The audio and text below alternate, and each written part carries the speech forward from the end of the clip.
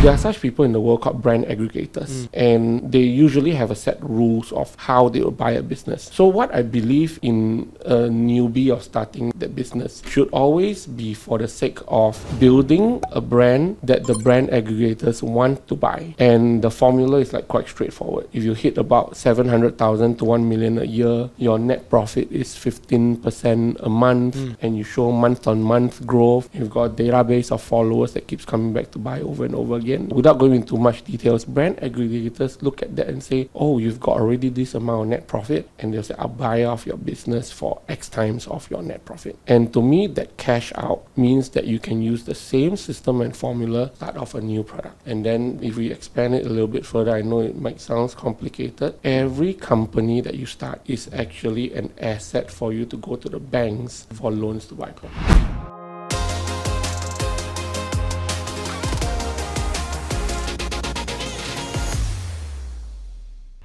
Hey guys, welcome to our Modern Wealth podcast. We aim to empower, enrich, evolve your lives. Today we have a very, very special guest. I've known him for many years. He is none other than Andrew. You might have seen him on YouTube, on Facebook. He's obviously a legend in the e-commerce space. Has done multiple 7 figures on e-commerce. With many different brands and companies as well. So again, we're going to dive deep into his story today, and we're going to find out basically what makes him tick to really succeed in this world of business and investing. So let's go, man. Welcome, Andrew. Thank you very much for coming. Thank you, brother. It's an honor. It's been like so many years we've met each other, and then we went through COVID, the tough times. Yes. And finally, I'm here in your podcast. Absolutely. Thanks for the invite, man. And dude, it's been so long. I've been trying to get you for some time as well. Yeah. Always traveling here and there. But anyways, finally you're here. Thank you very much for coming, brother. You're welcome. So, bro, okay, some background. If you can just give a quick, 1-2 sentence with regards to what you are known for. What do you do? Okay, I'm Andrew Tan. I'm an e-commerce entrepreneur, and I've been teaching e-commerce since 2009 till now. And I teach people how to create their own brands. I also have my own diapers brand called Pikapu. And in short, I show newbies who are employees who really don't know how to create a side hustle from business, and I show them a very safe way to start safe and finish rich. Wow. Yeah, and if I delve a little bit more of a frame up, I don't just teach e-commerce itself. I want to show people that e-commerce is only a beginning vehicle to become an investor. And I have a 3-step approach, which is cash flow first from your business, then create a track record in your company, and take that track record over 1 year, bring it to the banks and say, let's buy a property with this track record. Wow. Yeah, and then from there, the residual income from the rental and also capital gains from the property. So that's my game. Interesting. Yeah. Very nice. Dude, wow. So there's an entire approach, man. You're talking about, twin turbo, right? I like to call it twin turbo. Twin turbo very simply is the twin engine formula. Twin engine formula. Like the plane, yeah. Yes, like the plane, right? Essentially, how do you start a business, but to use that to fuel your investments that will take you and build your legacy, right? I'm so happy you said that. Because I can tell already we're talking at a different level. Many people think about, if I want a business, it's just for my cash flow, take care of the family. But then there's difference in businesses. I don't know if you agree with this. There are businesses for the sake of regular income, and there are business who are assets. Assets can be sold, but self-employed ends up become just salary. I see. I don't know. I think you Of course, 100%. And to me, if you look at business as an asset and a brand as an asset, when you have something that attracts the customer to you instead of you chasing the sale, that business can grow to a valuation level that you can sell it out. And you can use the same system to do it again, and you can even use that business, that money to fuel your e-commerce business. So I know I'm digressing a little bit, but be patient here. When you start an e-commerce business, it's all about cash flow. When you have a property, after that, let me give the formula straight first. There are such people in the world called brand aggregators, and they usually have a set rules of how they will buy a business. So what I believe in a newbie or starting their business should always be for the sake of building a brand that the brand aggregators want to buy. And the formula is like quite straightforward. if you hit about 700,000 to 1 million a year, your net profit is 15% a month, and you show month-on-month growth. You've got a database of followers that keeps coming back to buy over and over again. Yep.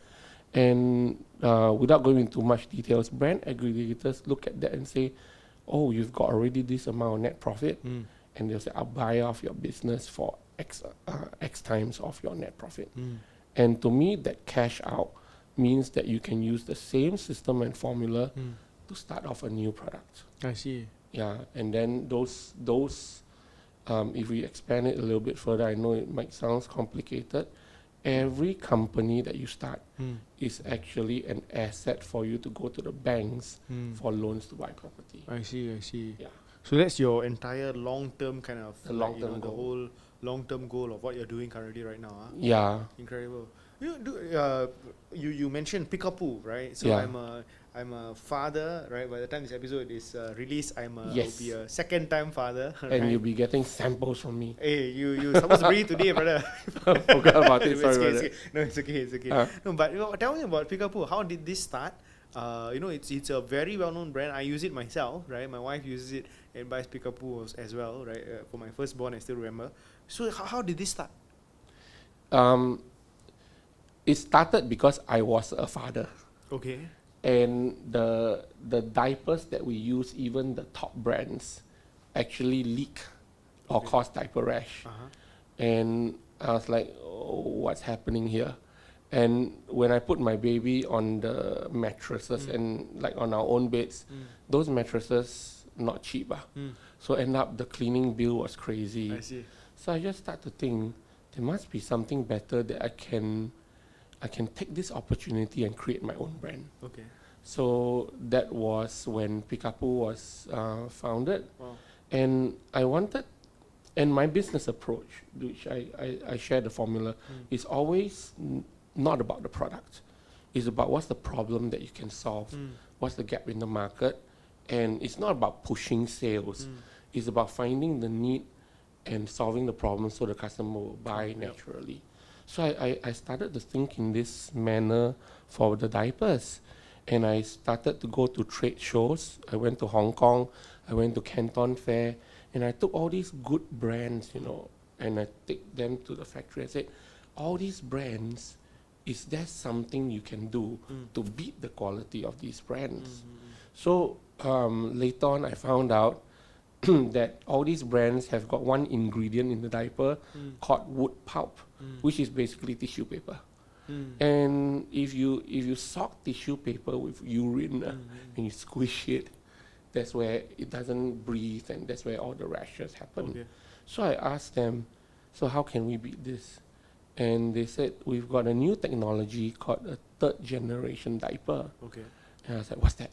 So they said they take away all the wood pulp and they use SAP, a super absorbent polymer, and they squeeze it with cotton in a very thin sheet. Okay. So that became a diaper that is breathable and it lasts up to 12 hours. Yep. And I said, wow, this is the next best thing that will beat all this competition out there. Interesting. And then I asked how much. Oh, the cost is double Wow. the price of Mami Poco Yeah. and even Pampers Pampers, Japan. Then I was like, if I sell this, then I'll be outpriced and I won't even get the mass market sale. So I started to look at business models, how these business work. And most of these have got traditional model. Manufacturer, sole distributor, wholesaler, retailer, every step of the way the price increases, changing hands. And I thought to myself, what if I cut out all these middlemen? I'm the brand owner, making use of the internet to reach directly to the customer. Okay. Then now my business formula becomes better quality product at the same price of these top brands, I see. or even slightly cheaper. Okay. So then I thought, hey, that's a good winning formula. And next came marketing. If I'm unknown, all these customers, so all these companies are billion-dollar companies. How do I even beat all these companies as a newbie? So then that really came down to testimonials and I leveraged off marketplaces, Shopee, Lazada, Q10, places that already has got people ready to buy something. I see. And when I thought about these people in the marketplace already want something, what do they always want?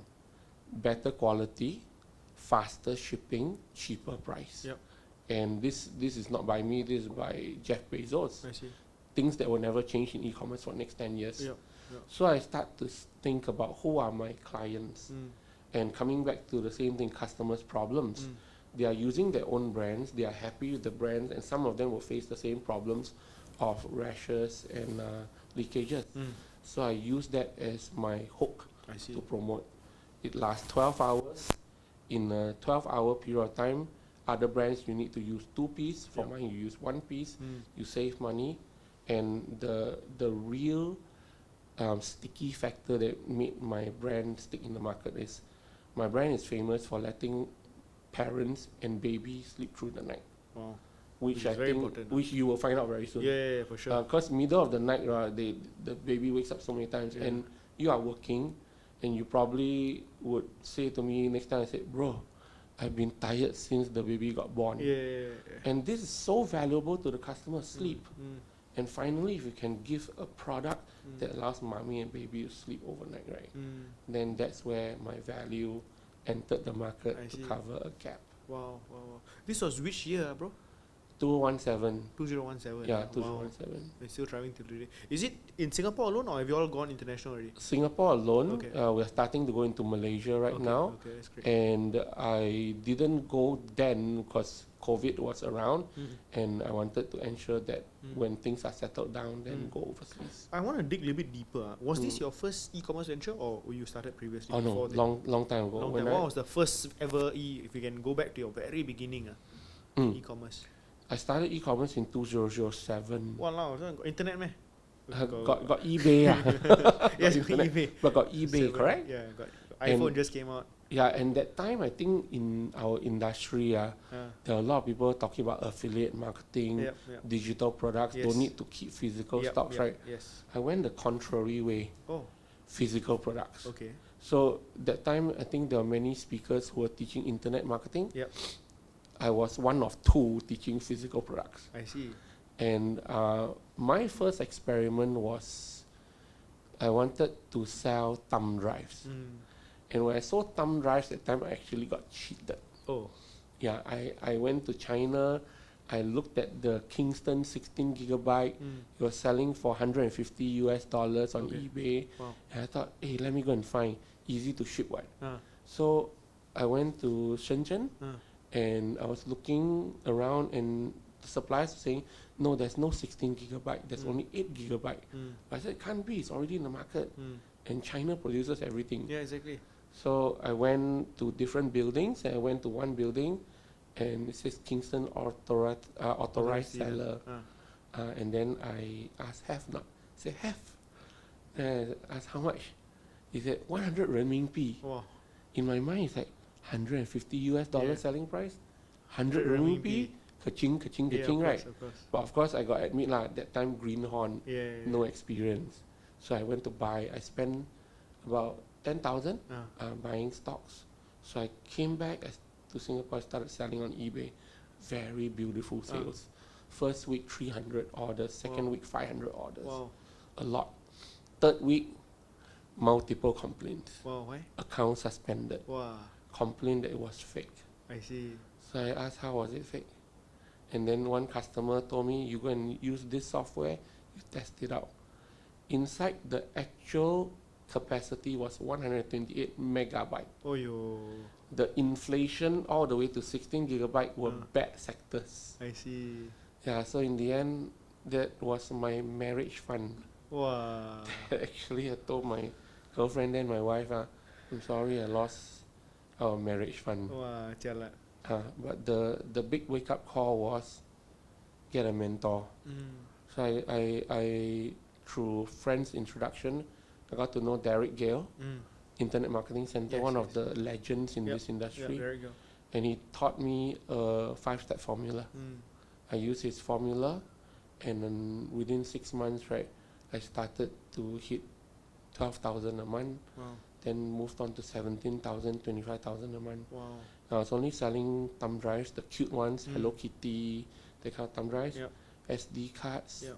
I was selling mini speakers, selling Bluetooth earpieces. So I had this whole digital niche that I was in, and my account just hit 20 over thousand a month, right?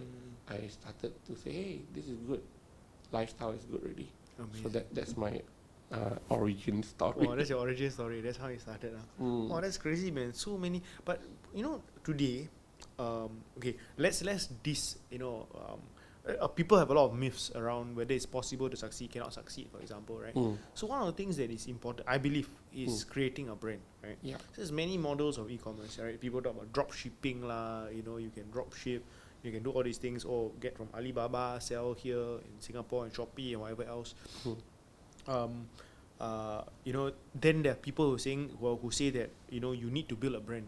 Yeah. But building a brand is is it a lot of work? Is it It's simple? a lot of money. It's a lot of money. It's a lot of money. It's a lot of work. Okay. And it's a lot of risk because Okay. you have no idea whatever you're going to create people want or not. Yeah, exactly.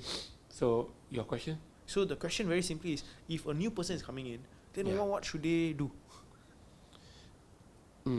I got to answer this in a few parts. Mm. Okay. Before coming to e-commerce, Yep. you got to first realize that you want to stay in this business for the long term. Okay. I think we all know this book called The Tipping Point. Mm. And e-commerce business has got this tipping point. I see.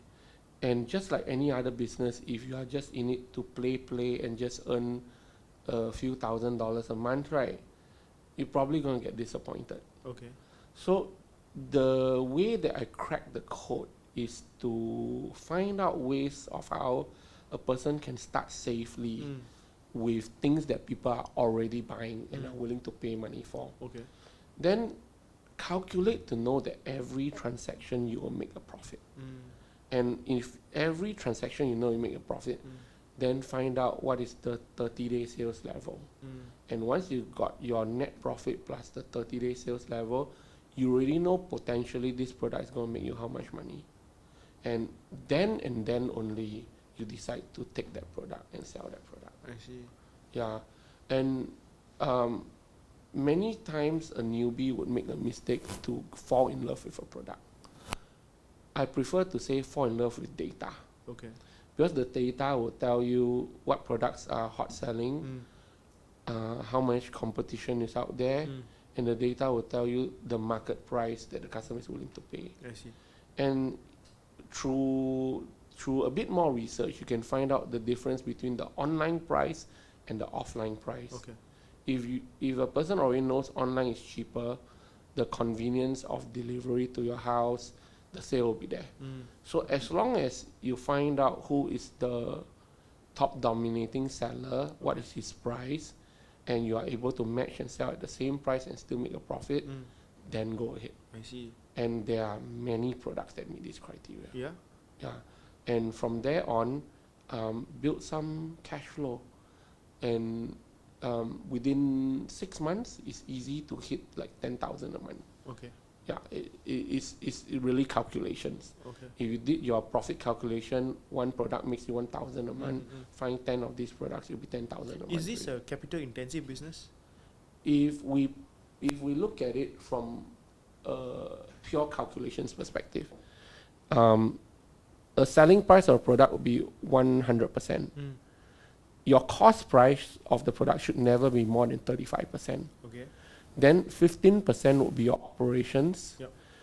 20% will be your marketing, Okay. and 30% will be your gross profit. And sometimes we have to give discounts, 10%, 15%. Yeah, you have to. That's the game. Then that becomes your net profit. Okay. So once you have calculated to know that after you minus your advertising, your cost, your net profit is 15% and above, Yeah. that's my benchmark to say it's a safe product. I see. Yeah. So then you calculate and see lah, right? Because again, ultimately, if you know that it can give you this net profit, then you can scale accordingly. Exactly. So the scaling or the starting of the business is not about plunging in blindly. It's about using big data to understand which product sells, then go there. Can I ask? I have this belief, right? Yeah. Wouldn't that then be a business where I don't want to tell you what product works or which product, because there is if I know then you know, then then the margin will erode ma. Is that true? You're talking about competition, is it? Yeah, like competition wise, if let's say for example, because again, like if there were so thick margins on a particular product, then if everybody comes in, then the margin will be eroded, because people will be willing to sell at lower price until price it becomes war. a price war, and then then there's no more competition. It doesn't make sense anymore, right? Yeah. So how easy is it to go and find for these kind of things, because there's so much information that's available online today? Okay. In fact, I think maybe we got to exercise some common sense here. Okay. Price war will always happen on products that common for everybody to source. Price war doesn't mean you lose money. Price war means you make very little money. Yep. And if you compare to starting out anew on your own website, spending on Facebook ads, Google ads, without even knowing how much you need to spend in traffic, there's a possibility you lose money. So right from the get-go, I always say start on marketplace. I see. They already spend on the ads. All you need to do is find out what their customers want, and then you give them what they want. In terms of the competition part, e-commerce has evolved where you don't depend on your front end to make money. Okay. And one of the things that I always teach my customers is to build your database of followers. Okay. And there are ways that, although the marketplaces will not give you the phone number, exactly. email address, right? There are ways that you can follow up with your customer to entice them to pass you their numbers. opt in. And once they opt in already, right, then there are ways to build that relationship to get the customer to come back to buy subscription-based products. So one of the key things of building a backend is marketplace gives you the cash flow. Marketplace allows you to build your database. And what does your database want? Your database wants faster product, faster delivery, better product, and cheaper price. And you can always set in such a way that if the customer goes for a regular subscription of a routine product, for example, shampoo, toothpaste, paper, stationery, all these regular purchase products, right, then builds a long-term cash flow on the back end. So the front end is sometimes there are sellers who are willing to even take zero profit just for the sake of building this back end so that they can sell to them cross-sells, upsells, bundles, subscription. And I think e-commerce, if the serious seller goes down this route, it'll make sense for him to create his own brand. Interesting. So this is how the entire business works, huh? Yeah. And in terms of now the trend, there's a trend called DTC, direct to consumer. I think you know these brands like Secret Lab Chair, of course, Omnidesk. Ergotune. Ergotunes. You don't see them on the marketplaces, but yet they are so good to the point that they are able to get use their online strategies, and it's like the Picapo, same formula, brand owner, make use of internet, reach to the end customer.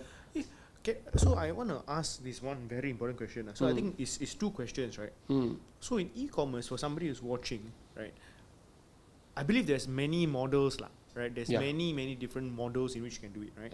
So one is like you mentioned, set up Facebook page, whatever it is you're trying to marketplace, for example. Then you hear about dropshipping, right? Like people share about how they dropship and make money and whatever else, right? So the question which I want to ask is, in your opinion, which one is the most profitable? Like which one should people focus on? Which one is marketplace the way to go? I won't say one size fits all. Okay. I would say every way makes money. Okay. It's just that at different times some would work better. I see. Let's take 3 comparisons. Okay. Dropshipping, marketplace, TikTok. So if you look at the evolution of physical products, marketplace has always been the beginning stage with Amazon and eBay. And those are the fundamentals that still work. And I want to answer another question that people always ask. Is it saturated? Yes. And I get this a lot, and I will ask back a question instead of giving an answer. Sure. Play along with me on Sure, this, let's okay? go. Before we were born, was there already chicken rice? Yes. When we die, will there still be chicken 100%. rice? Do people eat chicken rice every day? No. No, not But of course. every day there will be chicken rice sellers who make sales. Yes. What's the most expensive chicken rice you ever eaten before? What, $20? Chatterbox, right? Yes, yes. $25. Yeah. Okay. Cheapest one you ever eaten? $3. Okay. Does every chicken rice seller take home money to feed their family? Of course. What's the difference between the person who made the money and the person who did not? The person who made money decided to do it anyway, right? Yes, yes, of course. Same with e-commerce. I see. Before we were born, there were provision shops. There were, I think you remember Yao Han. Yep. Okay, and today we have got online stores. The energy cannot be destroyed. It just changed form. Yep. So from traditional mom and pop provision shop now to online store, and then later on in the future it might be some new way of AI selling, which is already here, by the way. I see. AI live selling, the avatar is an AI 24 hours a day selling it. So marketplace has been to me a foundation that everybody should do, because it's the easiest way to get the sale without spending money on traffic. Traffic is a killer. Okay. Why? Because the profit margins are so thin, and you have no idea how much traffic you need to get in order to get that one sale. And sometimes when we spend on traffic, we spend first, then we sell a product, then we can calculate did we make or did we lose. I look at that as a big problem to solve. Okay. And drop shipping has the same problem. Drop shipping sounds very nice. You don't have to hold stock. You just find the customer. You don't have to do delivery, and the drop shipper just delivers to the customer, and you get paid. Wow, holy grail, happy. The truth about drop shipping, where people don't really tell you, is to find the customer, you will run out of your own friends very quickly, and you eventually still need to spend on advertising. And the next thing that people don't tell you is there are drop shippers. In fact, a lot of drop shippers, when they send the product to the customer, inside the package will be their own brochure, their own contact details. I see. So, bro, repeat sales go to who? The owner lah. The owner, right? And you think logically, the owner who has to manufacture all these products, one run of manufacturing is in container loads.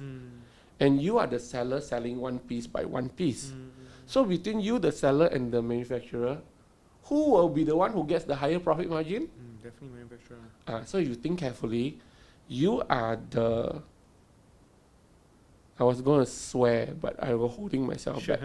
I would say you are the one that is spending the money to find the customer, and the repeat sales goes to the manufacturer or the dropshipper, and the commissions that you get is so peanuts until you can't even cover your advertising costs.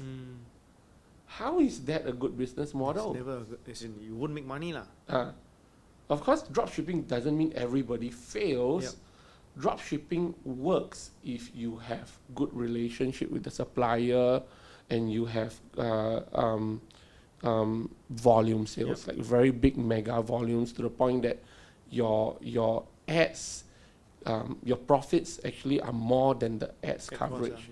Then it makes sense. You find some very creative ways in which you can get people at very low cost, essentially, right? Yeah, and dropshipping has been getting a pretty bad name even in the payment gateways, because dropshipping depends on whether the dropshippers got stock or not. And if you sell and the customer doesn't receive his products, so reputation of e-commerce becomes good or bad? Bad, definitely. Obviously bad. What? So all the payment gateways, the entire ecosystem gets affected. Actually, I want to ask you something which is you mentioned just now, but it's very interesting, which I want to just want to find out what's happening. AI, right? Mm. Changing so fast. Yeah. How are you seeing AI really impact e-commerce? Can you share some examples? Yeah. So I had to learn my fair share of AI, like crash course style. It's more than just ChatGPT. I started to look at AI specifically for e-commerce. Let's sidetrack a little bit. I tell you what I use AI for. I'm so impressed with AI. Yeah. As in, AI now can become my counselor and my therapist. Sure. It can become my think tank on Yeah. brainstorming ideas. Of course. Okay, but now let's talk about e-commerce. What is the gap that e-commerce people have? Language. They can go to China websites to source for products, but if they want to create their own pictures, their own listings, they have to find a designer and all that. So first things first, AI has helped me validate whether a product sells or not. Okay. Second thing, I can do auto translation Okay. in like 10 seconds. The picture gets transformed from Chinese to English. I see. Nowadays, AI has developed to the point where I can take a dress and I just put the dress up into the AI, and the AI can give me the model wearing the dress, whatever race, whatever sex, done. So you don't need to hire models anymore. Yeah, and if I see a good listing out there, and I know that if I copy, it'll be plagiarism, right? I use AI now to say, give you this URL, study this page, study this listing, and please extract for me what I can use on my own listing. I see. So I literally do copy and improve just Wow. using AI. Wow. So other things like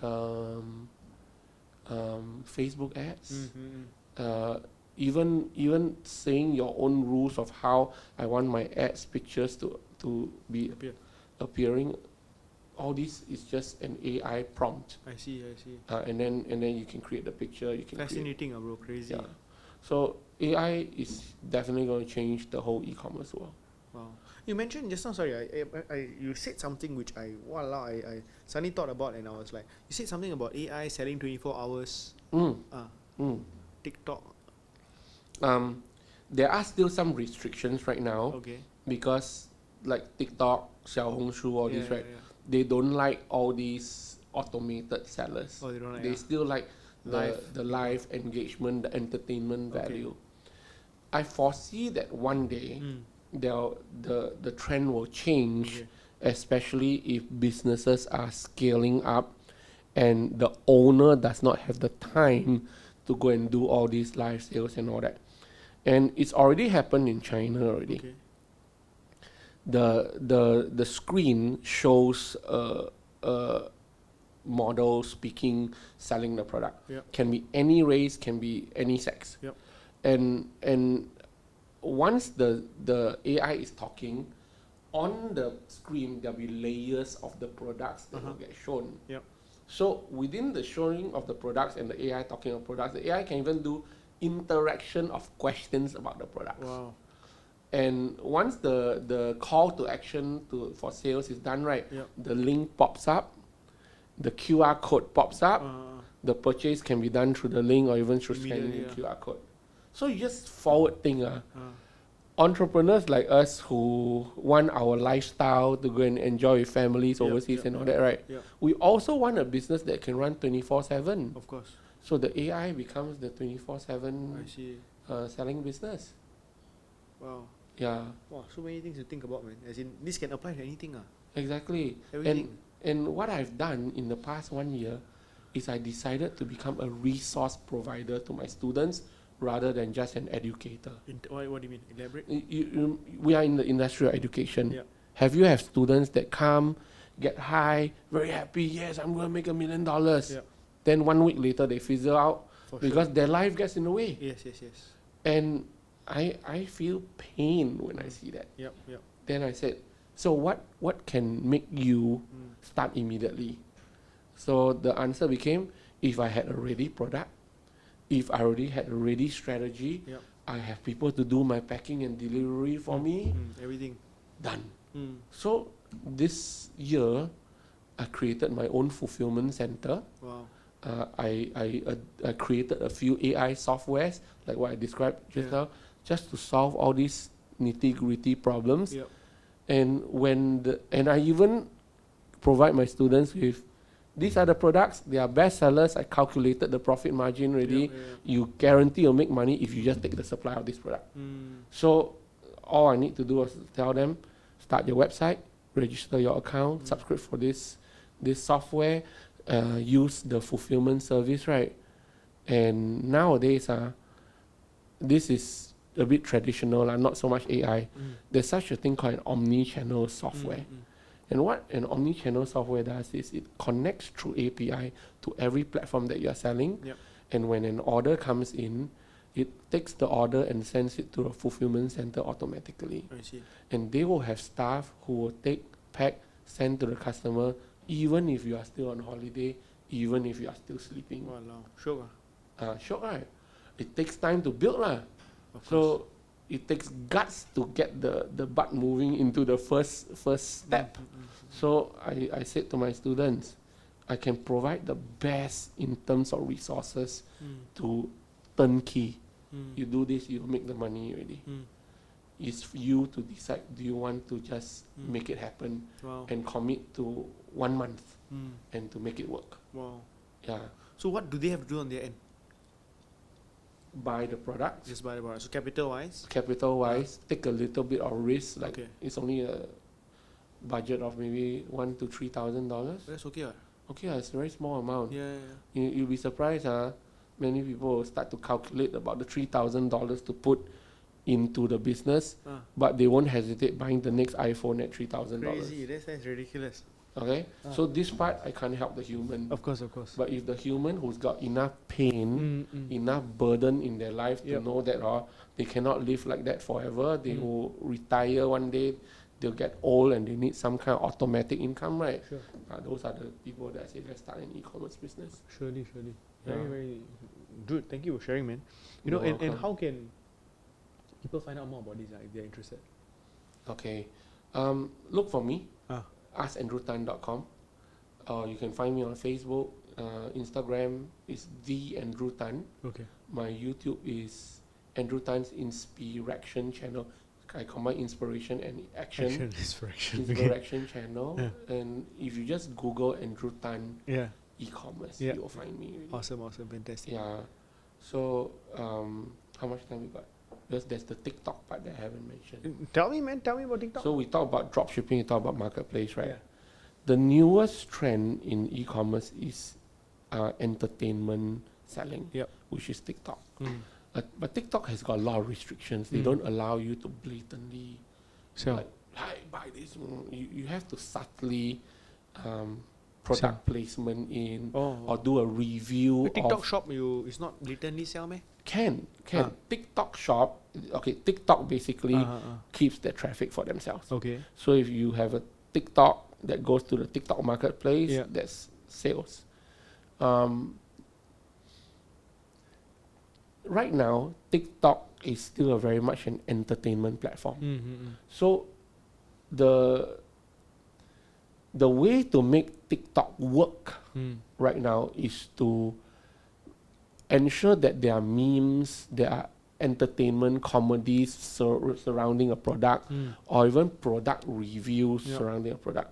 And this is where creativity comes into place.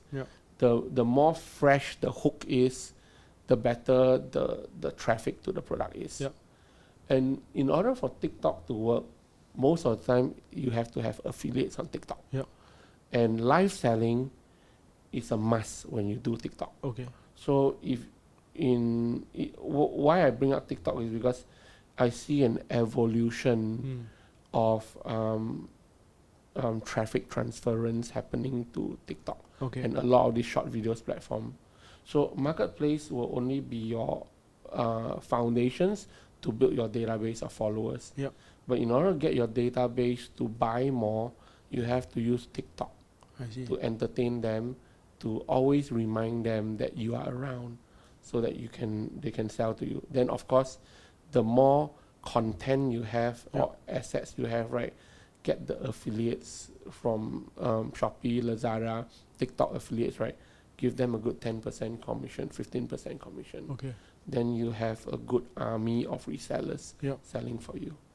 So I think what I'm driving at is there's more to e-commerce than people think. Many people think e-commerce is just buy, sell. Yeah. But if you look at it as a full ecosystem, right, it is automatic income that comes in every month Wow. after you set it up. So so TikTok sellers. So you got people who are selling for you. Yeah, live sellers. Okay. And I engage them through connections, through contacts. Okay. And there are enablers out there Okay. who already have platforms that they keep selling. I see. So just take your product, consign with them, give them a good commission, and you just watch the automatic sales. Sales, from it. yeah. Yeah. Amazing. Yeah. So this is something that you can, as a product owner, you can do as well, Yeah. right? So you're able to get a sales team, Yeah, right, without paying, as in you give them a commission lah, but only when they sell the product lah, essentially, right? essentially yes. Wow. I have a preference. I don't want to have a big team. I like the digital nomad lifestyle, I see. and that's why I leverage off a lot of external outsourced people. Okay. And I prefer it that way because I revolve my whole year's calendar planning holidays, trips, and work around those. I see. Uh, Amazing. So the way you run your business is you leverage off all these other people who can basically, sell for you, Yeah. market for you, and Yeah. all these different things without having to hire them on payroll, for example lah. Yeah. I see. Very powerful, bro. Very powerful. Yeah. Andrew, I wanna wrap it up Okay. by actually going back to the very beginning Yeah. of when you first started. Okay. Not when you first started, of how you grew up. Okay. Right? People look at you and think, cannot lah. Wow, son lao jiao, 2007, so long already. Right, doing this so long, no wonder he's successful lah. He got all the resources in the world. He got all the money to buy properties. They think of all this and then, they forget where you came from. Right. So I was hearing just now a bit of your story, but what kind of background do you come from, and what do you have to do to break out of it? My life is, to sum it up in a few words, I'm a person who come back. And in order to come back, you must have been beaten down Yep. before. I don't come from a rich family. In fact, I come from a family that always plagued with debts. My family can have middle of the night 3 a.m. People will come and knock on our door just to say pay for the car installment, or they're going to repossess the car. Okay. And I came from obviously there'll be a lot of quarrels in the house. Food was scarce. I even had 4 days no food because ran out of money, and even ran out of people who want to help us. The relationships were bad in the relatives, and that was my family. So when that happened, I got so frustrated. I actually took a bank loan to go to Australia to study. Wow. But the purpose was not just the study, is to get out of the drama. Wow. So I went, I won't say that was the wisest choice, because I thought that I can work and study and pay off for the my loan, university fees and all that just be on my own. And I did that for a while, until the 2.5 year mark. 6 months left. I just didn't have money anymore. And the reason was because the bank loan, the bank loan started, there was a little bit of a delay in payments, and then there was the bank chasing and all that, and then long story short, I had to come back to Singapore. So I didn't complete that degree, came back to Singapore, and I know that I can't even get a good paying job, because at that time, right, the average salary people willing to offer me was 1,800 a month. So in that kind of a situation, either I resign to fate, or I say think of some way to make even more money. So if a job is not what I can do, then I think business. When I think business, I look at all these internet marketing gurus, affiliate marketing, subscription models. I'm not that guy. I'm not so tech savvy. Yep. So that was when I said I know shopping, I know products. I like eBay. So that was when I decided to sell on eBay. I said buy on eBay and sell on eBay. That's why I told you I made the mistake. The difference, of course, is if a person sticks in long enough in one industry, make all the mistakes they need to make, they'll find a way to hack the system. I see. So my next major crash point was actually 2020. There were years in my life between 2014 to 2020. I think I lost myself. I spend a lot. I make a lot of money. I also spend a lot of money. I see. I think I had colored hair. I buy 30 pairs of designer shoes in 1 year. Wow, serious? Yeah, seriously. My holidays are always far away countries. I go to Florence, Milan, New York. I go to all those factory outlets, right? And I come back. I go with one small suitcase. I'll come back with 3 big suitcases of designer stuff. So money was easy, and I went into that phase where because I can spend then COVID came. COVID came. Seminars business also cannot do. Diapers got no diapers because they need to make masks. All the cost price went up 700%. I got my warehouse expenses, staff salaries. Wow. So within 4 months, right? Close everything. And I lost 800,000. Walao. Yeah, and that was because of expenses and then some loans that needed to be paid and those kind of things. So when I was down and out that time, I was thinking, wow, I calculated how much I spent a year in all the luxury stuff, travel and all that, right? Around 500,000. Walao, crazy. Okay, so in a way, it's a testimony that e-commerce works. But also, it's a testimony to say if you don't watch your money management, right, Finish. you are gone also. So the big wake-up call was when I lost that 800,000. Wow. In fact, I didn't have enough money to cover. I was down by 250,000. And that time, I just had to take more loans. The good thing is my credit score is nice. I took 350,000 and I paid off the 250,000 that I owe. And I have my last 100,000 I converted to interest only. And that was my last lifeline. Wow. In fact, before that loan got approved, right, 1 week before that, I was thinking 1 week later, I got no money to feed my family. Wow, jialat, man. This was so recently. Yeah. And it was all because of squandering. Stupid men think that money can come in easily. I'm invincible. And I totally got humbled. Wow. So by May, I was left with only me and 2 other staff team members to take care of a 26-man job. Wow. So that was the biggest downtime of my life. Wow. Who were my lifelines? Marco and Vince Tan. Marco said to me, Andrew, don't forget who you are. You help other people become millionaires. And why you go through this little thing and your ball shrink? So he was the one who said, I'll give you a platform, come back and teach, but I'm going to teach you a new formula. That formula that I told you about, cash flow, company, properties, was thought to be my Marco. So I took that and it became my call to fame today. Wow. And Vince Tan gave me another platform. That time he had 10,000 speaker event. He said, Andrew, I see your Facebook, you lost don't know how much how many kilograms in 1 month. I actually lost 10 kilograms in 1 month. Serious, huh? Yeah, and it was on Facebook, it was very clear. So Vince was saying, something's happening to you, let's talk how I can help. So from then on, I through their help, and I had diapers coming in July of 2020. I didn't sell retail. I created multiple warehouse sales. I went for the lower discount, but I keep moving volume. And in 1 month, I made 400,000. Wow.